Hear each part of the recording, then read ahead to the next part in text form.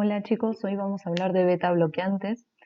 Este es un fármaco que lo que produce es un bloqueo competitivo irreversible de las acciones mediadas por las catecolaminas que se produce a través de la estimulación de los beta adrenérgicos. ¿Sí? Esto quiere decir que el bloqueo de estos fármacos se deben al bloqueo del tono simpático.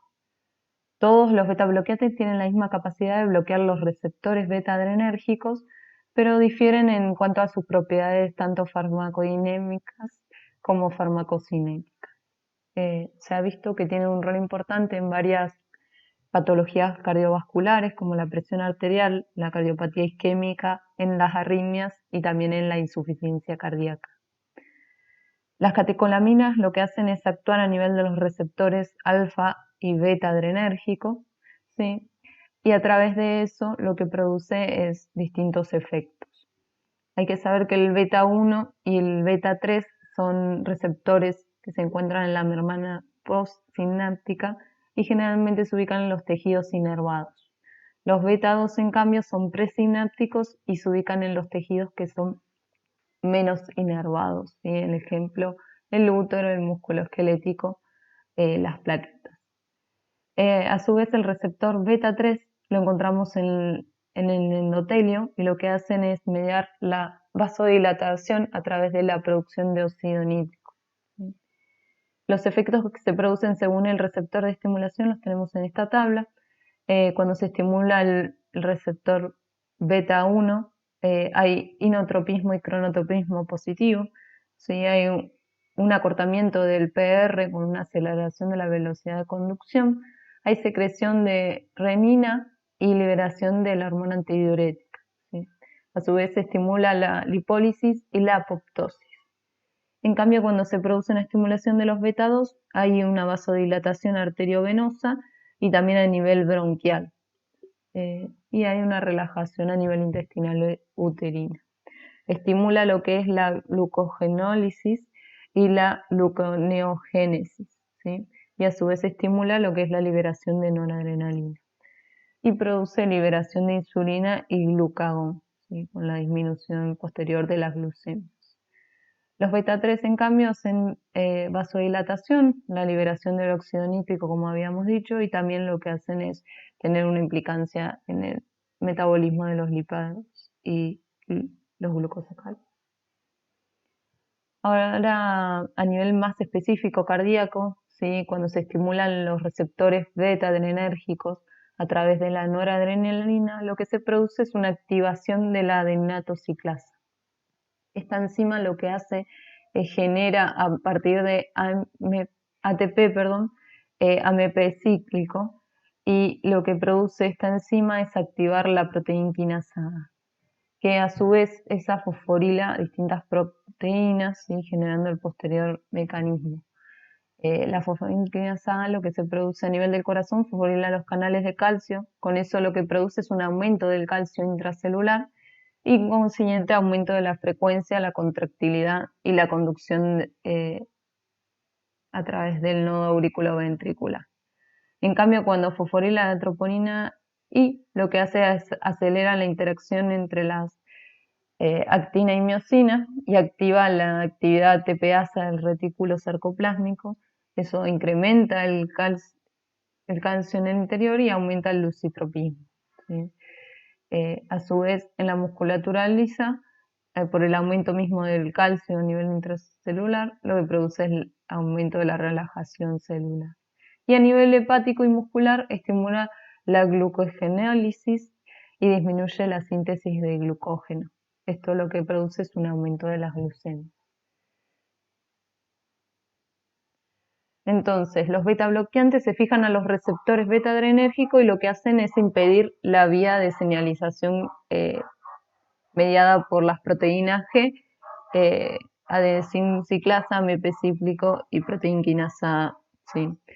Por eso reducen los niveles celulares de AMP cíclico e inhiben la activación de la proteína quinasa A y la posterior fosforilación de proteínas. Entonces, haría el efecto contrario de las catecolaminas. Se pueden clasificar según el tipo de receptor que van a bloquear en no selectivos, ¿sí? Que son los beta bloqueantes que bloquean tanto los beta 1 y beta 2. En ese grupo encontramos el alpranolol, carteolol, nadolol, el propanolol, el timolol, ¿sí? Y en los selectivos, que también son llamados cardioselectivos, son los que bloquean principalmente los beta 1. Este bloqueo va a estar dependiendo de la dosis. Dentro de este grupo encontramos el atenolol, el bisoprolol, el nebivolol, que son los que más usamos hoy en la práctica clínica. Está el grupo que es mixto, que lo que hacen es bloquear tanto los receptores alfas como los beta adrenérgicos, y dentro de estos grupos encontramos el carvedilol y la betalol. Hay otro subgrupo que los dividen según sus propiedades vasodilatadoras directas, ¿sí? Que lo que producen es dilatación a través del bloqueo de los receptores alfa adrenérgicos, como el carvedilol y la betalol, o por la producción de óxido nítrico, que es el mecanismo por el cual el nebivolol produce vasodilatación. Estos fármacos que vemos acá que tienen asteriscos son los que tienen actividad simpático-mimética intrínseca, y es la capacidad que tienen estos fármacos de unirse y estimular a los receptores beta-adrenérgicos. Es decir, que tienen una acción tanto agonista como bloqueante de estos receptores, ¿sí? Y esta capacidad se va a ver determinada por el tono simpático del paciente, ¿sí? Cuando tiene un tono simpático bajo, por ejemplo en el sueño o en el reposo, estos fármacos pueden aumentar la frecuencia cardíaca. Mientras que cuando el tono simpático es alto, predominan el efecto bloqueante, ¿sí? A dosis altas son bloqueantes, beta bloqueantes, ¿sí? Y es más marcada la estimulación en los beta 2 vasculares que en los beta 2 bronquiales o beta 1 cardíacos. Las propiedades farmacocinéticas de estos fármacos van a variar en cuanto a su capacidad de liposolubilidad, ¿sí? Los beta bloqueantes liposolubles se caracterizan por tener mayor absorción a nivel gastrointestinal, se metabolizan a nivel hepático y tienen una metabolización lenta. Tienen una capacidad grande para unirse a proteínas plasmáticas y tienen una vida media plasmática más corta, ¿sí? En cambio, los que son hidrosolubles tienen poca capacidad para absorberse por el tracto digestivo, generalmente no tienen metabolización hepática, se eliminan mayormente por vía renal y tienen una vida media más larga, ¿sí? Estos fármacos no son recomendados en los pacientes que tengan insuficiencia renal por estos motivos. Acá vemos cómo se clasifica de acuerdo a la liposolubilidad. Los que tienen alta son el carvedilol, el metoprolol, el propanolol, sí, va bajando de acuerdo a la tabla. En moderado podemos encontrar la betalol y el timolol. El bisoprolol tiene baja liposolubilidad, sí, estaría más en este grupo, aunque tiene algunas características de los liposolubles. En esta tabla vemos estas características especificadas por cada fármaco. El atenolol tiene una biodisponibilidad del 50-60% y tiene poca unión a proteínas. No tiene paso por la vía hematoencefálica. La vida media de eliminación es de 6 a 9 horas. Perdón. El bisoprolol tiene un tiempo de acción entre 1,7 a 3 horas, ¿sí? Tiene una biodisponibilidad alta y tiene una unión a proteínas baja, 30%. ¿Sí? El nebivolol, por ejemplo, hace efecto entre 2 media y 3 horas, ¿sí? La biodisponibilidad es variable y tiene alta unión a proteínas. La semivida de eliminación es entre 1 y 20 horas, ¿sí? Este fármaco no está metabolizado en la orina, ¿sí? En cuanto a las dosis, va a variar de acuerdo al fármaco, ¿sí? En carvedilol las dosis habituales utilizadas es de 3,125 hasta 25 miligramos cada 12 horas. El bisoprolol se da una vez día, en una dosis entre 2,5 a 10 miligramos día, al igual que el atenolol, que también se da una vez al día entre 25 y 10 miligramos. El nebivolol entra dentro de estos también, se da entre 2,5 hasta 10 miligramos día. Y el labetalol y el propanolol son endovenosos. La dosis del labetalol son 20 miligramos en 2 minutos, la dosis inicial, y la dosis de mantenimiento es de 2 a 10 miligramos 12 horas. El propanolol se prepara 0,15 miligramos por kilo endovenoso y se pasa en 1 minuto. Estos fármacos tienen varios efectos beneficiosos, ya que disminuyen lo que es la frecuencia cardíaca y a su vez reducen las demandas miocárdicas de oxígeno con el posterior aumento de la perfusión coronaria, ya que aumenta el tiempo de diástole y con eso contribuye a disminuir lo que es la isquemia miocárdica.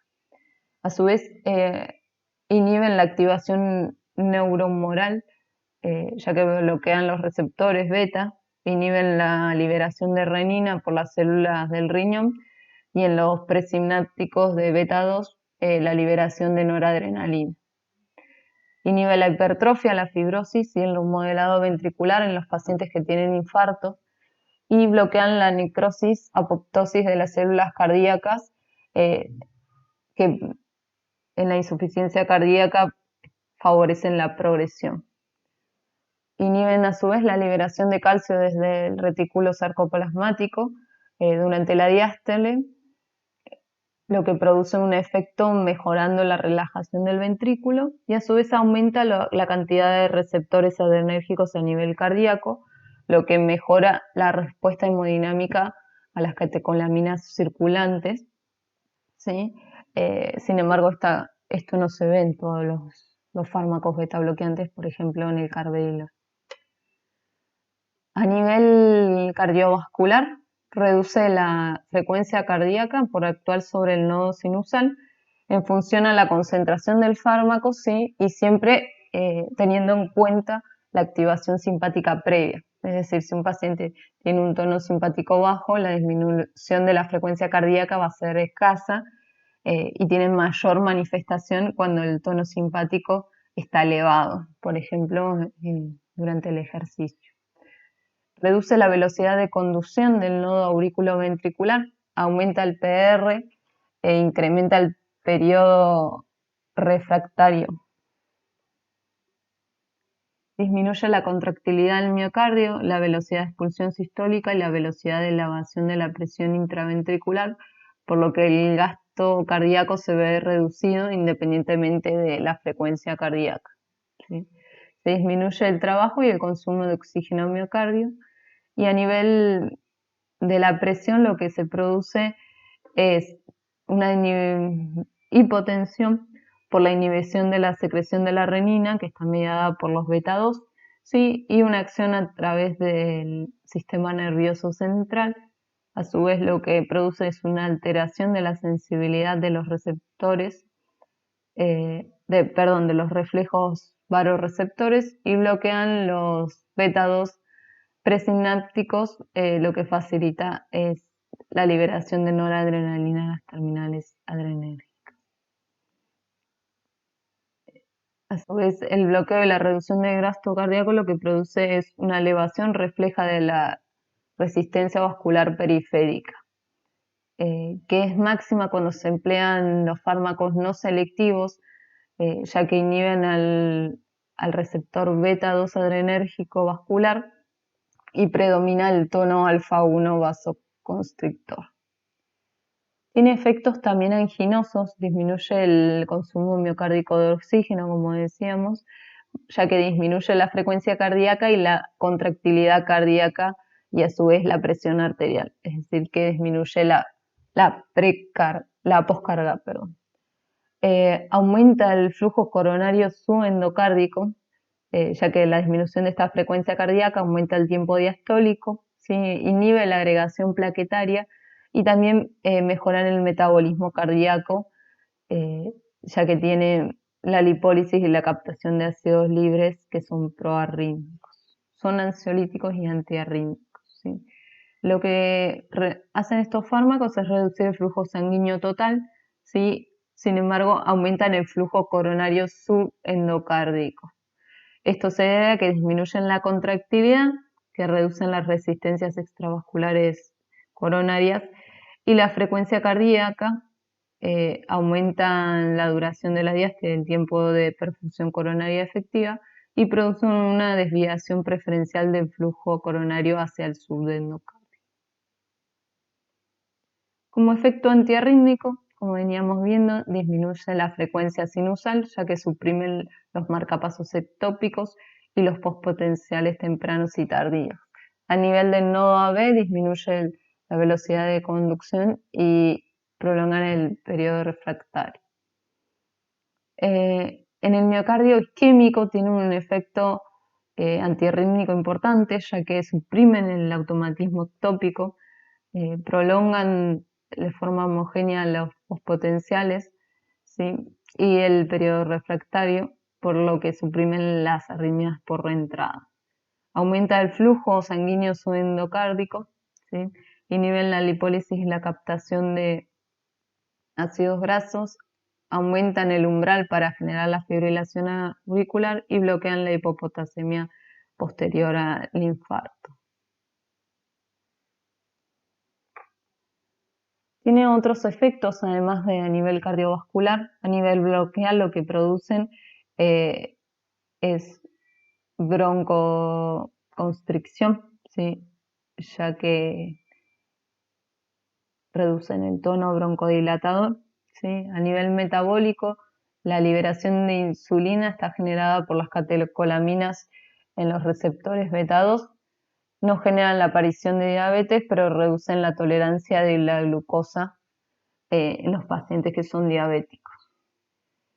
A su vez, los beta 2 lo que participan en la liberación de glucosa por el hígado. Esto lo que genera es mayor dificultad para la recuperación de la glucemia en los pacientes que son diabéticos y usan insulina, y puede llegar a generar hipoglucemias severas. A su vez, inhiben la lipólisis, lo que bloquea la liberación de ácidos grasos libres, y esto puede aumentar los triglicéridos y disminuir el colesterol HDL. A su vez disminuye la incorporación de potasio a las células, lo que es importante para prevenir las arritmias en el infarto. Por otro lado, reducen la presión intraocular porque tienen un efecto beta 2 y poseen una acción antitremorígena, que es por bloqueo de los receptores en el músculo esquelético. Esta acción hace que se utilicen en el temblor esencial. Vamos a hacer unas salvedades de estos fármacos, ¿sí? El labetalol, entonces es un antagonista beta 1, beta 2 y alfa 1. Tiene un bloqueo alfa 1, lo que hace es disminuir las resistencias vasculares sin la reducción del gasto cardíaco. Y lo bueno de estos fármacos es que no genera taquicardia refleja porque tiene un bloqueo beta, ¿sí? Su efecto adverso particular es la hepatotoxicidad. Ya que tiene una acción hipotensora intensa y rápida, se utiliza en las urgencias y emergencias hipertensivas, ¿sí? Nosotros lo utilizamos generalmente en los síndromes aórticos agudos, que el paciente se presenta muy hipertenso. El carvedilol es un antagonista alfa 1 y beta en una proporción 1:10, es decir, que es más beta. Por el efecto alfa, lo que produce es una vasodilatación porque incrementa lo que es la síntesis de óxido nítrico endógeno. Este fármaco no tiene efecto sobre la sensibilidad de la insulina ni el perfil lipídico, ¿sí? Que es una ventaja el carvedilol y por eso lo preferimos en los pacientes diabéticos. El nebivolol es un antagonista selectivo de los receptores beta. Tiene una propiedad que es vasodilatadora, que también es a través de una liberación del óxido nítrico, y por su elevada selectividad tiene un mínimo efecto sobre las reacciones respiratorias de los pacientes asmáticos y tiene una ausencia de efecto sobre la sensibilidad de la insulina. En cuanto a los efectos adversos de estos fármacos, producen hipotensión, bradicardia, pueden producir bloqueos e insuficiencia cardíaca. En el síndrome de Wolff-Parkinson-White, lo que producen es deprimen el nodo AB, pero apenas tienen efectos sobre la vía accesoria. Por eso, si los pacientes se asocian con un cuadro de fibrilación auricular, los beta bloqueantes podrían aumentar la conducción a través de la vía accesoria y generar una FB. ¿Sí? Hay que tener cuidado en estos pacientes. Pueden generar broncoespasmos, ¿sí? Esto se ve más en los pacientes que utilizan beta bloqueantes no selectivos. Y por un aumento del tono vascular pueden generar claudicación, calambres, frialdad, cansancio en las extremidades. Pueden modificar las respuestas a la hipoglucemia, atenuando o reduciendo la respuesta hepática. Sí, y a nivel metabólico pueden elevar los triglicéridos y disminuir el HDL. A su vez pueden producir insomnio, cefalea, fatiga, depresión, pesadillas nocturnas y efectos digestivos, pueden causar náuseas, estreñimientos o diarrea. Está descrito la impotencia, siendo menor en los pacientes que utilizan beta bloqueantes selectivos, ¿sí? Y generalmente no se asocia al uso de nebivolol. Existe el síndrome de retirada, que se debe a la supresión brusca que puede provocar en los pacientes hipertensos hipertensión, taquicardia, diaforesis, ansiedad y temblor. Y en los pacientes que tienen cardiopatía isquémica pueden producir angina o infarto agudo del miocardio. Esto se debe a un estado de hiperactividad simpática debido a una hipersensibilidad por aumento del número de receptores beta. Es producido por el bloqueo sostenido, ¿sí? Se recomienda por ello, en caso de suspender esta medicación, hacerlo de forma progresiva, manteniendo el paciente en reposo.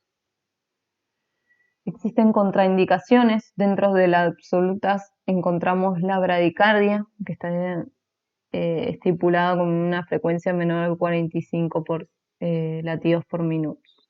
En el asma o EPOC, que sean graves y tengan cuadros de broncoespasmo severo. En el caso del paciente tenga un bloqueo AB de segundo o tercer grado, perdón. Cuando el paciente tenga insuficiencia cardíaca descompensada, que tenga necesidad de administración de inotrópicos positivos o que se encuentre en shock.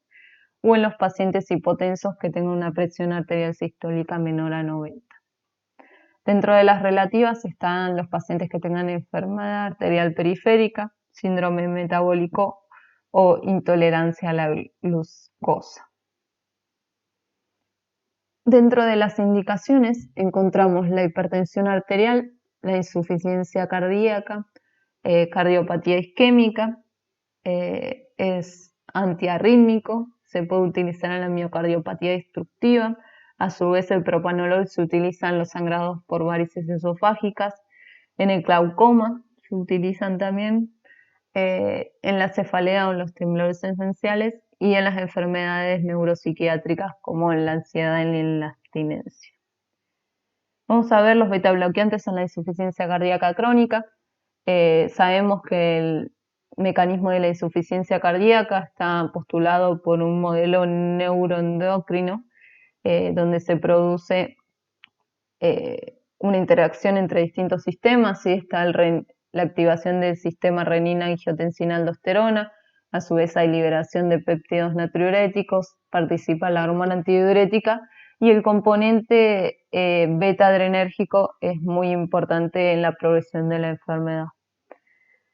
Estos son los 3 fármacos utilizados en la insuficiencia cardíaca, ¿sí? La triada de inhibidores de la enzima convertidora de angiotensina, los beta bloqueantes y la espironolactona. Este es un metaanálisis que ha demostrado que la triple terapia con estos fármacos lo que reducen es la mortalidad en los pacientes con insuficiencia cardíaca. Acá lo que podemos ver es el porcentaje de disminución de la mortalidad en la insuficiencia cardíaca de acuerdo a los distintos fármacos. Sí, se ha demostrado, según la evidencia, con la recopilación de datos de los distintos estudios controlados, que los beta bloqueantes disminuyen la mortalidad un 38% en los pacientes que tengan insuficiencia cardíaca. ¿Sí? Y la probabilidad de morir por insuficiencia cardíaca disminuye cuanto la frecuencia cardíaca sea más baja. ¿Sí? Esto, acá vemos las causas de mortalidad, ¿sí? Y los años. En cuanto a la relación con su frecuencia cardíaca, se ha visto que cuando la frecuencia es más baja, tienen menos riesgo de mortalidad, ¿sí? Con una P significativa. En cuanto a la titulación de beta bloqueantes en la insuficiencia cardíaca, en los pacientes que tienen un deterioro de la función ventricular con una FEI menor a 40%, tenemos que ver si estos pacientes tienen contraindicación para los beta bloqueantes. En estos casos, por ejemplo, si el paciente está en shock cardiogénico, si tiene una bradicardia sintomática o si tiene bloqueo de segundo o tercer grado. En el caso que la tenga, no utilizamos los beta bloqueantes. En caso de que no tenga contraindicaciones, comenzamos a titular, ¿sí? No hay que hacer la doble, no hay que aumentar la dosis eh, que no fuera más de 2 semanas, ¿sí? Se puede utilizar el metoprolol, el carvedilol o el bisoprolol. Si iniciamos carvedilol, iniciamos entre 6,25 a 12,25 2 veces al día hasta alcanzar una dosis de 25 cada 12 horas. ¿Sí?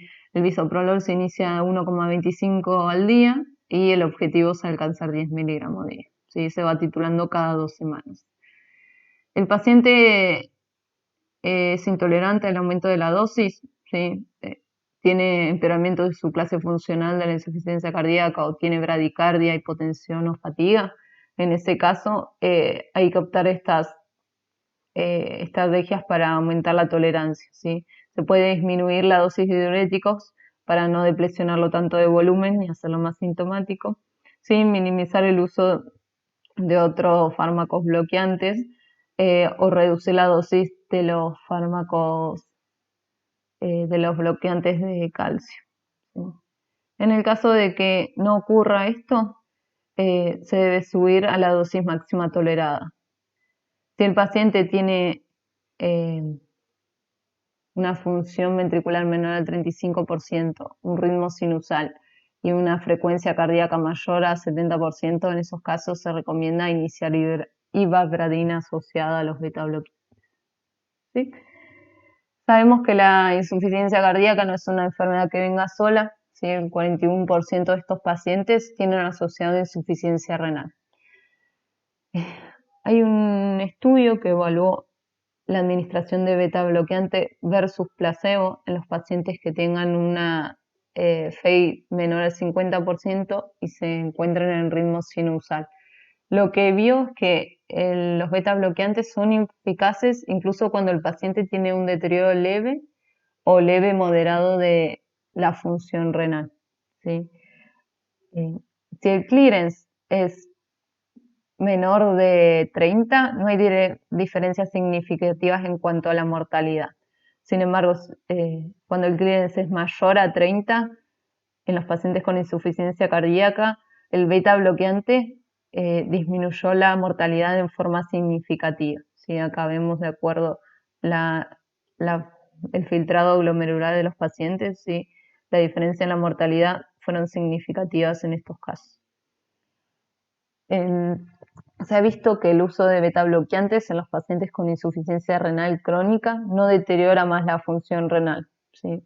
En el caso de que lo haga, tienen peor pronóstico estos pacientes.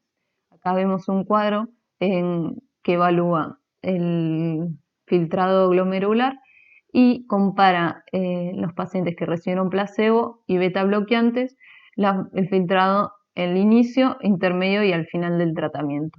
Lo que se vio es que los pacientes que tenían disfunción, su función ventricular no varió con el tratamiento beta bloqueante. Sí se vio en los pacientes que tenían un filtrado mayor a 90 que al inicio tenían mejor filtrado y con los beta bloqueantes fue cayendo su filtrado glomerular. También hay pacientes con insuficiencia cardíaca que presentan EPOC, ¿sí? Generalmente es un 30% de los pacientes. ¿Sí? Para entender esto hay que saber que los beta 2 están ubicados principalmente en las células alveolares. Acá vemos la distribución de los los receptores beta en el pulmón. ¿Sí? Lo que hacen los beta 2 es regular el aclaramiento del líquido alveolar. ¿Sí? Esto tiene efectos sobre la capacidad de difusión pulmonar posterior. ¿Sí?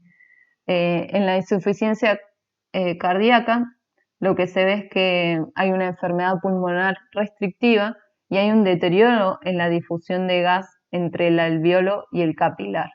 ¿Sí?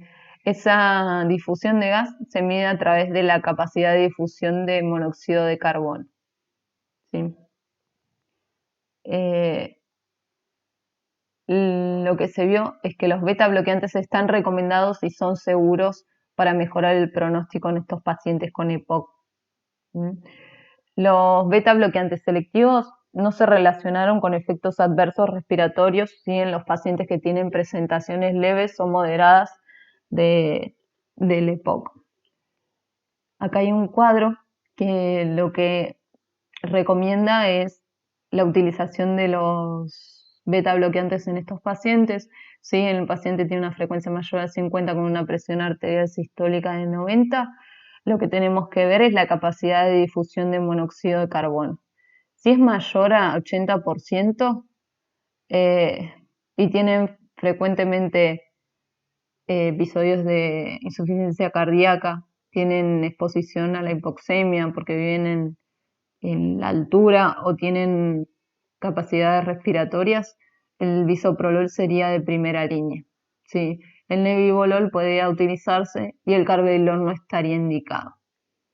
Ahora lo que vemos es, en estos pacientes se puede dividir de acuerdo a la edad. Si tienen mayor a 75 años, el nebivolol estaría en la primera línea. Sí, y menor de 75 años, el bisoprolol o el carvedilol se podría utilizar. Sí, acá lo que hay es una relación que se hace a través de la espirometría y en cuanto a eso vemos si utilizamos carvedilol o bisoprolol. En cambio, si tienen una capacidad de difusión de monóxido de carbono menor de 80, la primera línea es el bisoprolol, ¿sí? Se puede considerar el nebivolol y el carvedilol ya no figura en este caso como una opción. ¿Sí? Se debe iniciar una dosis baja de beta bloqueantes y se debe hacer un monitoreo estricto de los signos de obstrucción de las vías respiratorias en estos pacientes. Hay diversos estudios controlados en cuanto al uso de beta bloqueantes en la insuficiencia cardíaca. Tenemos el estudio MERIT, que comparó el metoprolol frente al placebo en pacientes que tuvieran insuficiencia cardíaca con un FEI de 40, menor a 40, una clase funcional 1 o 2. Lo que se vio es que redució un 34% la mortalidad por todas las causas. ¿Sí? A su vez redució la mortalidad cardiovascular. ¿Sí? El Copernicus comparó el carvedilol versus el placebo en pacientes con FEI menor al 25%, que están en una clase funcional 4. También demostró una reducción de la mortalidad. A su vez, disminuyó un 24% la mortalidad por todas las causas y la hospitalización por insuficiencia cardíaca. El CIBIS compara el bisoprolol con el placebo, también en pacientes con deterioro de la función ventricular, en una clase funcional 3-4, redujo la mortalidad y también la mortalidad cardiovascular y la hospitalización en estos pacientes. El SENIORS compara el nebivolol con el placebo, se incluyó pacientes mayores de 70 años que tuvieran una hospitalización en los últimos 12 meses por insuficiencia cardíaca o que tengan una FEI menor de 35. Lo que mostró es que hay una disminución un poco menor que el resto de los fármacos en cuanto a la mortalidad por todas las causas y la hospitalización cardiovascular. Acá vemos en un gráfico cómo la supervivencia es mayor con la utilización de carvedilol, ¿sí? De forma significativa en el Copernicus. El MERIDET, la mortalidad es menor con el metoprolol, ¿sí? De manera significativa, y la supervivencia aumenta con el viso en el CIVIS, ¿sí? De forma significativa.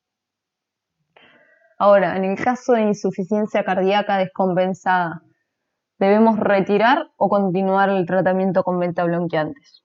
Existe un metaanálisis del 2015 que evaluó la retirada o la continuación de los fármacos y lo que vio es que la mortalidad hospitalaria con el retiro de los fármacos aumentó casi un 3,7%. ¿Sí? A su vez aumentó la mortalidad a los 60 y 180 días y aumentó la rehospitalización. ¿Sí? En los pacientes que tuvieran inotrópicos la mortalidad a 60 días llegó al 6,48%. ¿Sí? Entonces, en los pacientes con insuficiencia cardíaca descompensada que ya venían tratados con beta-bloqueantes, mantenemos el tratamiento basal. Excepto si tuvieron un inicio o un incremento de la dosis reciente. O si se presenta con inestabilidad hemodinámica, es decir, si tiene hipotensión sintomática, hipoperfusión, shock o bradicardia.